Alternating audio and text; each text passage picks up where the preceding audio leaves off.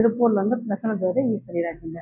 நம்ம இந்த பதிவில் பார்க்க போகிறது ரோகிணி நட்சத்திரக்காரங்களோட குணநலங்கள், அவங்க நட்சத்திர தோஷ நிவர்த்தி ஸ்தலம் மற்றும் அவங்க வாழ்வில் வெற்றி பெற அவங்க வழிபாடு இதெல்லாமே பார்க்கலாம்.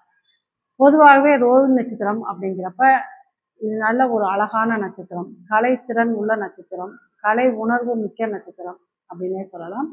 இந்த நட்சத்திரம் ரிஷப ராசியில இடம்பெறும். இந்த நட்சத்திர அதிபதி யாருன்னு பார்த்தீங்கன்னா சந்திரன்.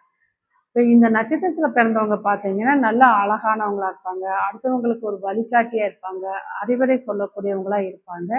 ஏன்னா இந்த நட்சத்திரத்தில் பிறந்தவங்க யாருன்னு பார்த்தீங்கன்னா கிருஷ்ண பரமாத்மா. எப்படி கிருஷ்ண பரமாத்மா தேரோட்டி பாண்டவர்களுக்கு வெற்றி வாங்கி கொடுத்தாரோ அந்த மாதிரி இவங்க ஒருத்தவங்களுக்கு வழிகாட்டியாக இருந்தால் கண்டிப்பாக அவங்க பக்கம் வெற்றி நிச்சயம் அப்படின்னே சொல்லலாம். ஏன்னா இந்த நட்சத்திரம் பிறருக்காண்டி உழைக்கக்கூடிய நட்சத்திரம், ஒரு அறிவுத்திறன் உள்ள நட்சத்திரம், கலைத்திறன் உள்ள நட்சத்திரம். இவங்களுக்கு ஏதாவது ஒரு கலைகளில் விருப்பம் இருக்கும். கண்டிப்பாக ஒரு அமைதியான வாழ்க்கை வாழக்கூடிய அமைப்பு இவங்களுக்கு ஏற்படும்.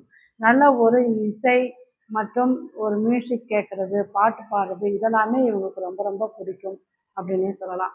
இந்த நட்சத்திரத்தில் பிறந்தவங்க புதன் தோஷம் கண்ட நட்சத்திரம் அப்படிங்கிறப்ப தாய்மாமன் அப்படிங்கிறப்ப இங்கே சில உறவுகளில் பிரச்சனையை கொடுக்கும். அஷ்டமி திதியும் ரோஹிணி நட்சத்திரமும் சேர்ந்த நாளில் பிறந்திருந்தாங்க அப்படின்னா இது தாய்மாமனுக்கு ஆகாது, அல்லது தாய்மாமன் உறவுல சில விரிசல்கள் கொடுக்கும் அப்படிங்கிறது தான்.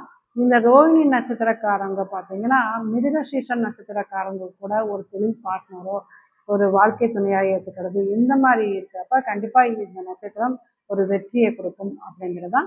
இந்த ரோஹிணி நட்சத்திரக்காரங்க தோஷ நிவர்த்தி செல்ல வேண்டிய ஆலயம் ஒசூரில் உள்ள சந்திர சூடேஸ்வரர் ஆலயத்தை சென்று வழிபாடு செய்கிறது இவங்களுக்கு நல்ல பலனை கொடுக்கும் அப்படிங்கிறது தான்.